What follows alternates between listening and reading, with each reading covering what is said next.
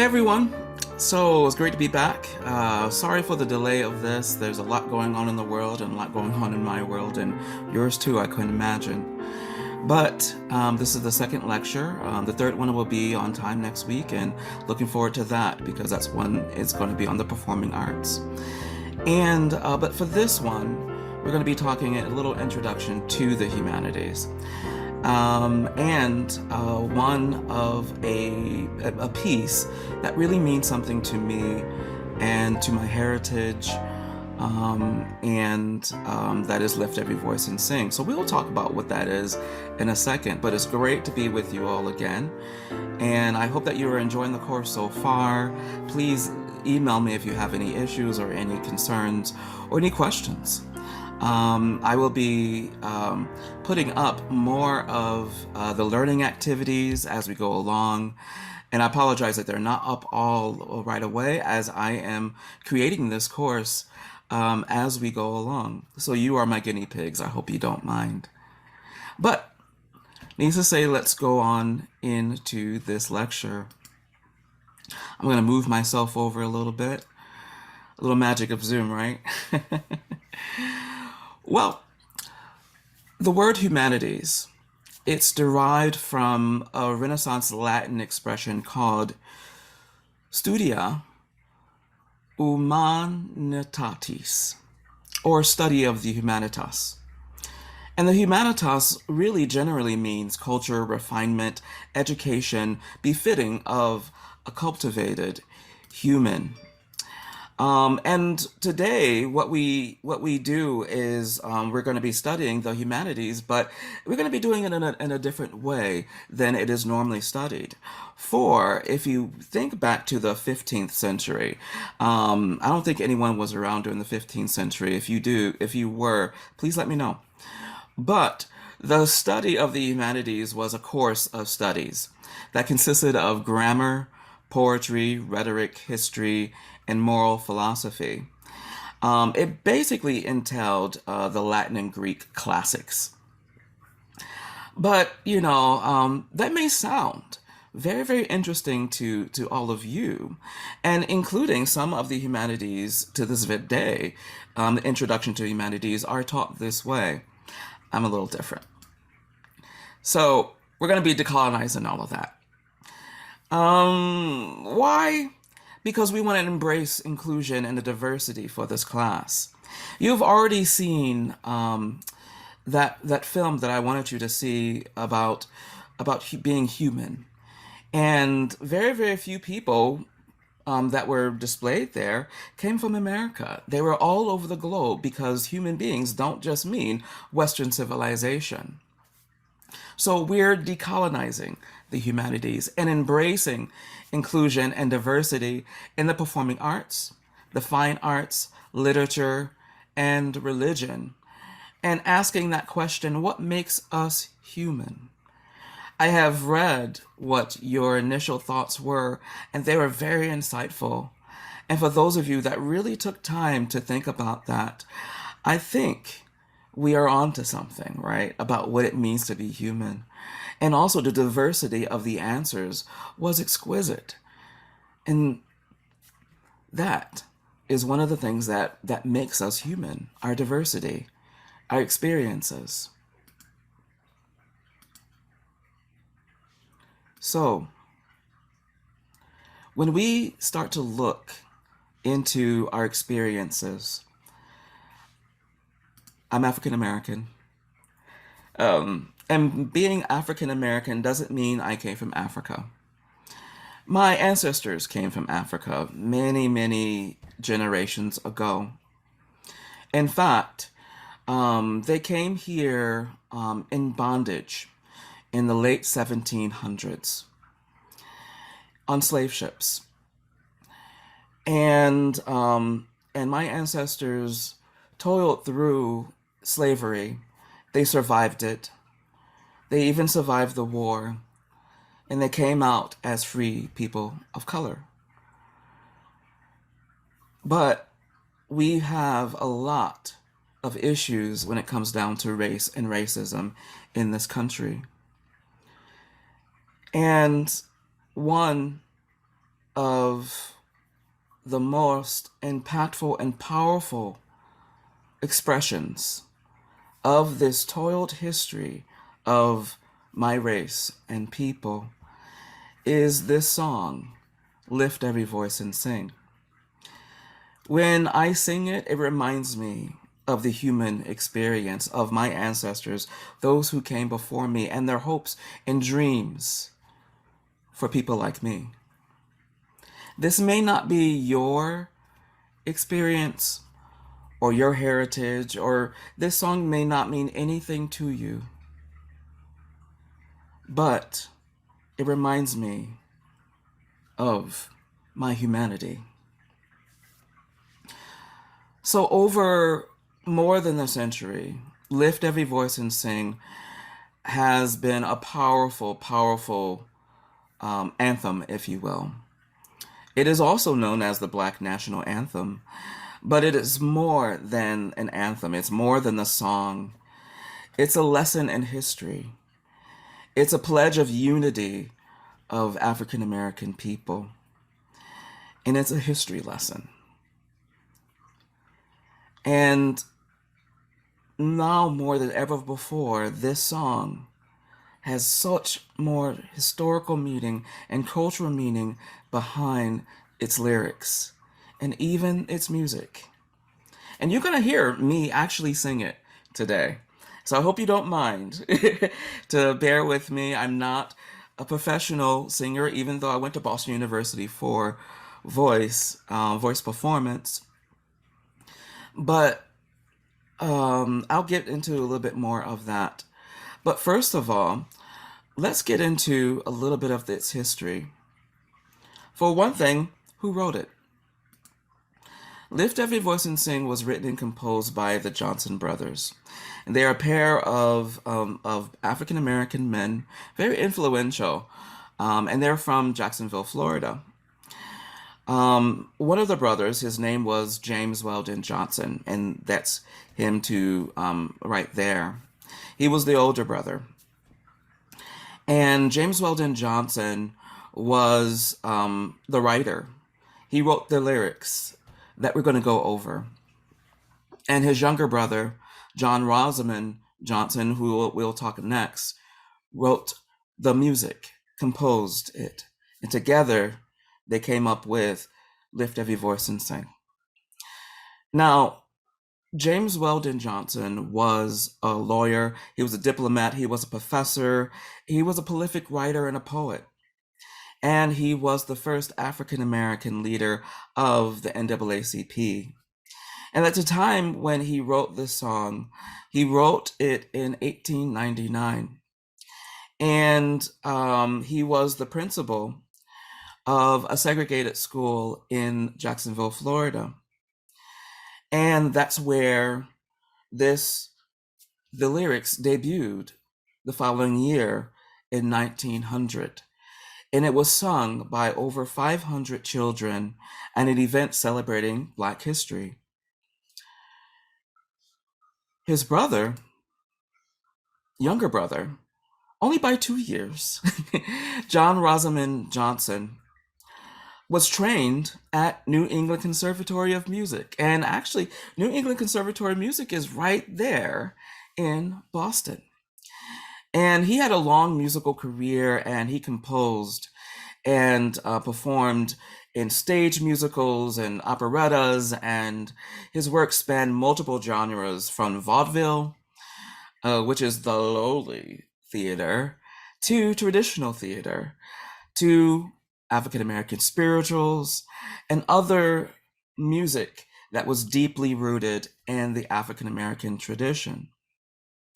And together, they wrote Lift Every Voice and Sing.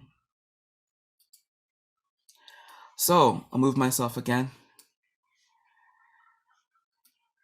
These are the first lyrics of the first stanza of Lift Every Voice and Sing.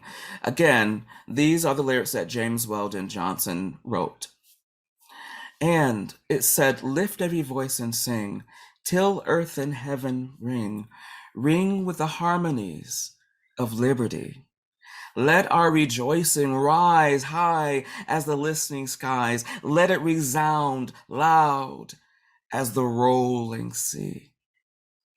That's just a part of it, the first part of it, the chorus, if you will, and then it gets into this part and it gets darker. It said, sing a song full of the faith that the dark past has taught us. Sing a song full of the hope that the present has brought us. And then facing the rising sun of our new day begun, let us march on till victory is won. Out of all of that, that last sentence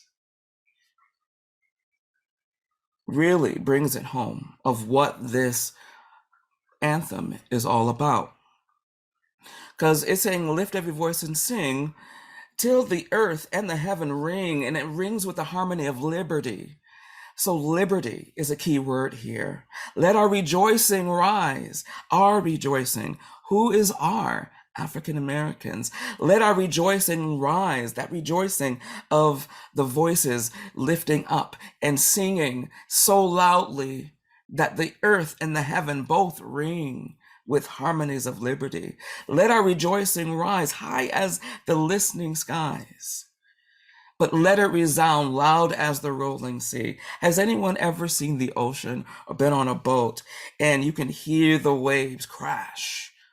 That's how loud that it will resound. But sing a song full of the faith that the dark past has taught us. That dark past, but there is faith in that. If there wasn't that faith, that with that dark past, the dark past of slavery, the dark past of discrimination, the dark past of lynching, the dark past of murder, of killing, of being in the fields from sun up to sundown and being treated as less than human, that is the dark past. But there was a song of faith that our ancestors, African American ancestors, sung. We are our ancestors' prayers. We are their dreams, and they sung a song full of faith.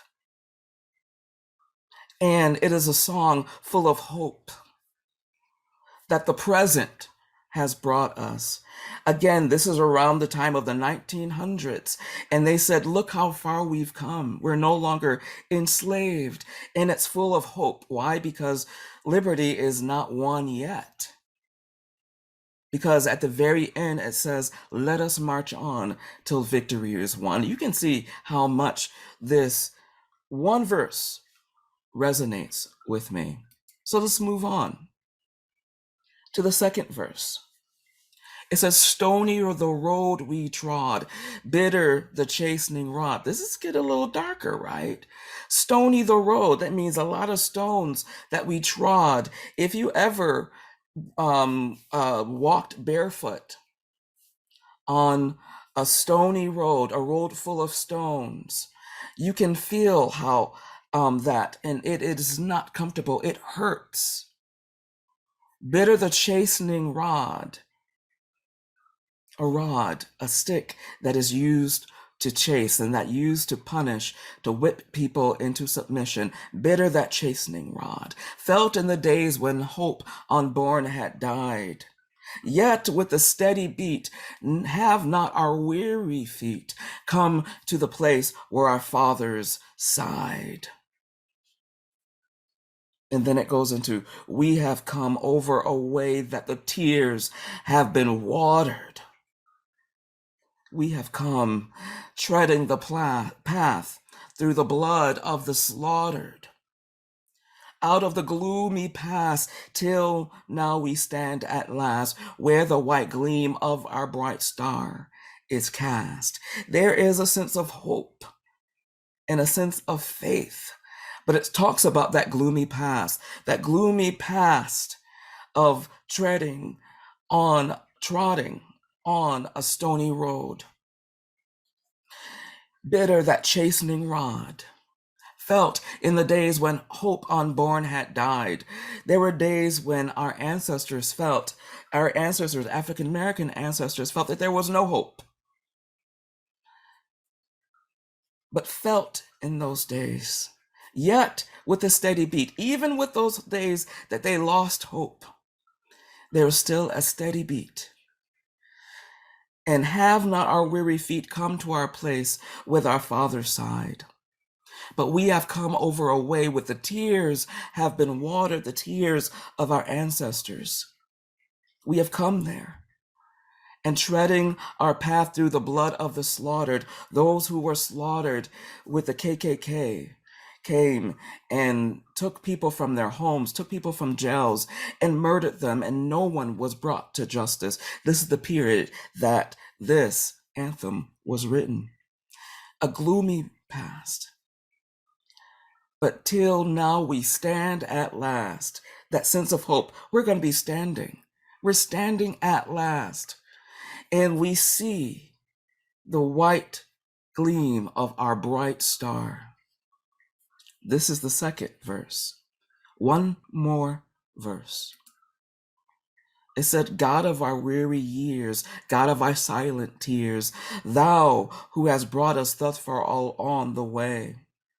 So now it's getting into what brought them along the way. It was their faith in God, their religious belief of the weary years, of the silent tears, and saying that it wasn't us by ourselves. We were brought thus far along this way because of a faith in a supreme being and a divine.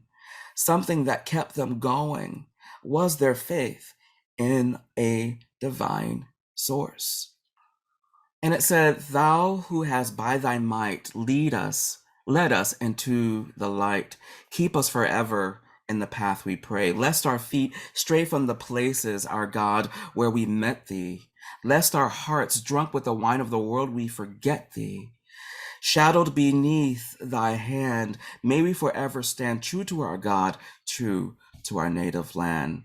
So as you can see, the third verse gets more into the religious belief of a people who were oppressed for many, many centuries, and relying on this faith and belief in a God that did not want them to be oppressed, and their faith in that God, and never trying to not forget where they had come from and where their God had led them to. So this was an homage to a God of liberation, a God of justice, a God of freedom, and true to our God, true to our native land. Now, when we say native land, I need to ask, James Weldon Johnson, what did he mean by that? Did he mean Africa as the native land, true to that native land? Or do he mean America? But because by this time, centuries had been, and we were here for many generations, like my ancestors had been there since the late 1700s. So what is the native land? I think that's up to interpretation, right? You got to love the arts for that ability. So what is the cultural impact of something like that? And we didn't even talk about the music yet, but you hear the music. What is the cultural impact of this? Well, according to some of analysts from CNN, this is what they had to say. They said Lift Every Voice and Sing was at one time a history, a proclamation, and a vision for the future. It immediately resonated with Black communities and institutions. And in 1919, the NAACP, which is the National Association for the Advancement of Colored People, which still exists to this very day, it's over 100 years old, proclaimed it as the Negro National Anthem. Negro was another name that was for African Americans that was used at that time, which was now out of fashion. But a full 12 years before, the Star-Spangled Banner was adopted as the national anthem under President Herbert Hoover. Another aspect of this was like James Weldon Johnson himself, who wrote the lyrics, and again, his brother wrote the melody. He said, shortly after my brother and I moved away from Jacksonville to New York, and the song passed out of our minds, he writes, and the song passed out of their minds. But the school children of Jacksonville, they kept singing it, and they went off to other schools and sang it, and they became teachers and taught it to other children. And within 20 years, it was being sung over the South and in other places, in other parts of the country. The lines of this song repay me in elation, almost in exquisite anguish, whenever I hear them sung by Negro children. And this is what James Weldon Johnson said. Now, even when I was a kid, I learned it. And we sang it every single year. And this phenomenon that he describes, someone to hear it, someone to be moved by it, someone to keep singing it. So lift every voice and sing. The Black National Anthem. What does this mean about humanity, and how did this art form move people? How does it move you when you hear it? How does it impact you as a human being, even if you are not African American? Does it touch you in a way as it touches me?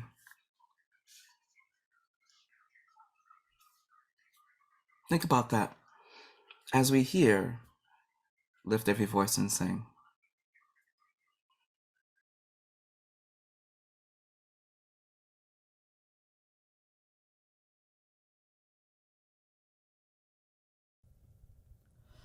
Lift every voice and sing, till earth and heaven ring, ring with the harmonies of liberty.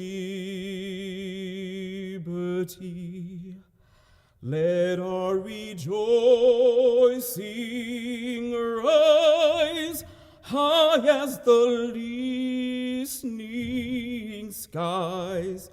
Let it resound loud as the rolling sea. Sing a song full of the faith that the dark past has taught us.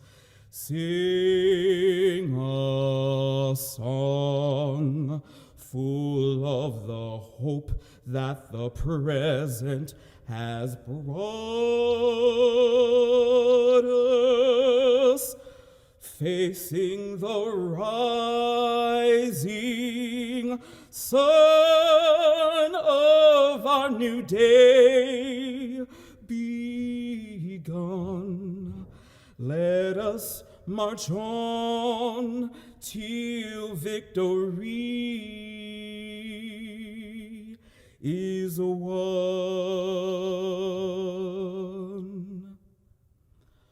Stony the road we trod, bitter the chastening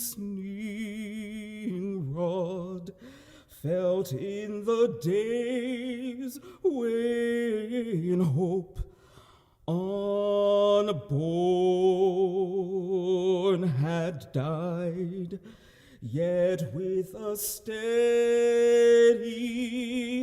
beat have not our weary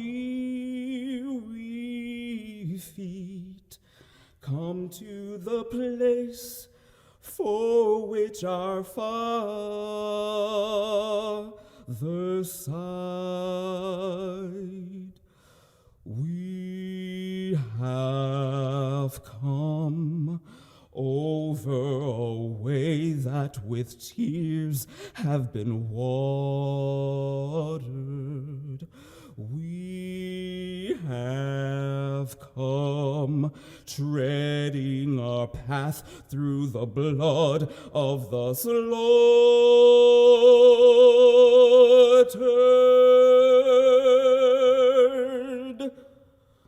Out from the gloomy past, till now we stand at last, where the white gleam of our bright star is cast.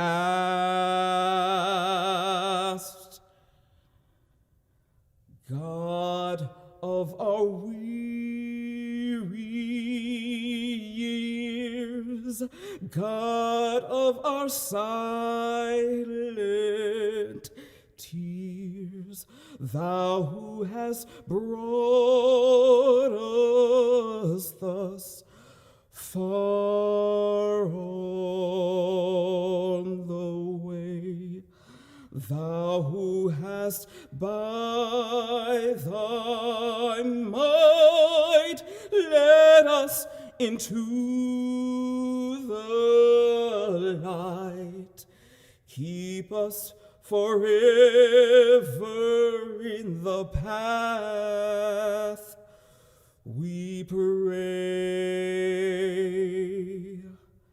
lest our feet stray from the places, our God, where we met thee, lest our hearts, drunk with the wine of the world, we forget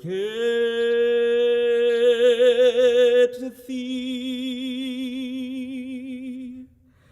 Shadowed beneath thy hand, may we forever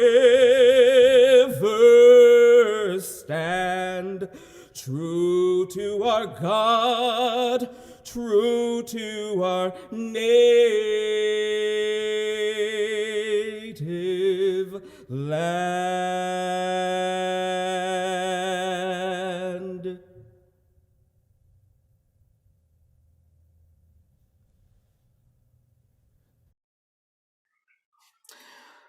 Well, thank you for indulging me. I definitely appreciate any comments that you have. This is the introduction to the humanities. I wanted to share something that a part of the arts that was special to me, and I will continue to share them with my lectures as we go into the performing arts, the fine arts, and comparative religion. Thank you for being on this journey with me, and feel free to reach out to me if you have any questions, concerns, and thank you for being a part of this course.